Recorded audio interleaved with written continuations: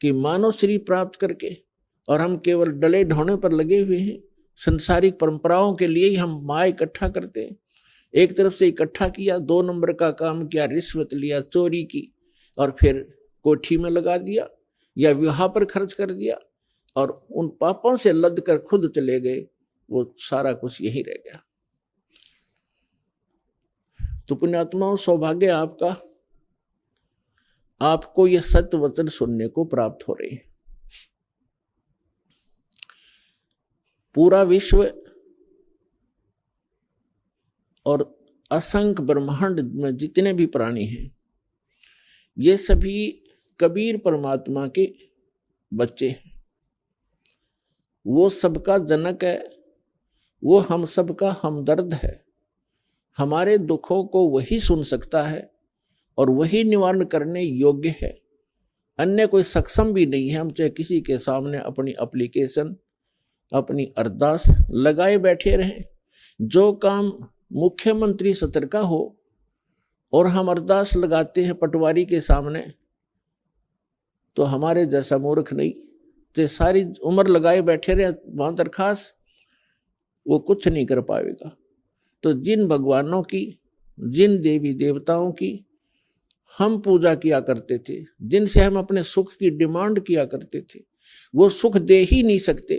ये तो कबीर परमेश्वर जो सर्वशक्तिमान है, सर्व सक्षम है, जो हमारे मस्तिष्क के अंकों को भी बदल देता है, केवल उसी परमात्मा के सतर का काम था। हमारे को आज तक उस परमात्मा का ही ज्ञान नहीं हुआ कि वो परमात्मा कौन है। आत्मा जिस दिन से भगवान से बिछड़ी थी और इस काल के साथ यहां आगे थे, उसी दिन को इसको एहसास हो गया था कि मेरे से बहुत बड़ी गलती हुई है और मेरा बहुत बड़ा, एक बहुत ही जो सुख में सथल छूट गया है, जैसे मेरा कुछ खो गया है।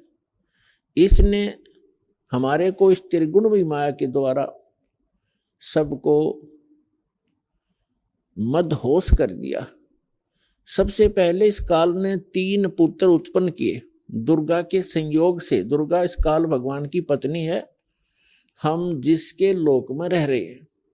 21 ब्रह्मांड का ये प्रभु है, स्वामी है, ये इतना गॉड और रब है। तो इसने हमारे को यहां फंसाए रखने के लिए सबसे पहले यह भांग तैयार करी, रजगुण युक्त किया अपने बड़े पुत्र ब्रह्मा जी को और सतगुण युक्त किया अपने मंझले पुत्र, बिचले पुत्र विष्णु जी को, और सबसे तीसरे नंबर के अपने पुत्र शंकर को, शंकर जी को इसने तमोगुण युक्त कर दिया। अब ना इन ब्रह्मा विष्णु महेश के बस की बात है। जैसे मिर्च है, अब मिर्च बना दी, अब मिर्च का क्या दोष है, उसमें वो गुण ही ऐसा है। तो मिर्च के बस की बात नहीं कि उस मिर्च अपने गुण को स्वयं समाप्त कर सके। इसी प्रकार ये तीनों देवता भले ही अपने लोकों में रहते हैं, ऊपर के ऊपर अपनी इनकी तीनों की अलग से राजधानियां हैं, वहां से बैठकर ये 3 लोक के प्राणियों को,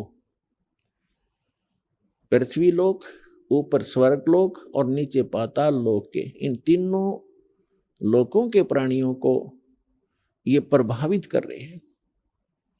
ये इनके इंचार्ज बना रखे हैं। ये 3 मंत्री समझो, एक एक विभाग के, रजोगुण विभाग के ब्रह्मा जी, सतोगुण विभाग के विष्णु जी और तमोगुण विभाग के ये शंकर जी। अब जैसे रसोई के अंदर मिर्चों का छोंक लगाया जाता है,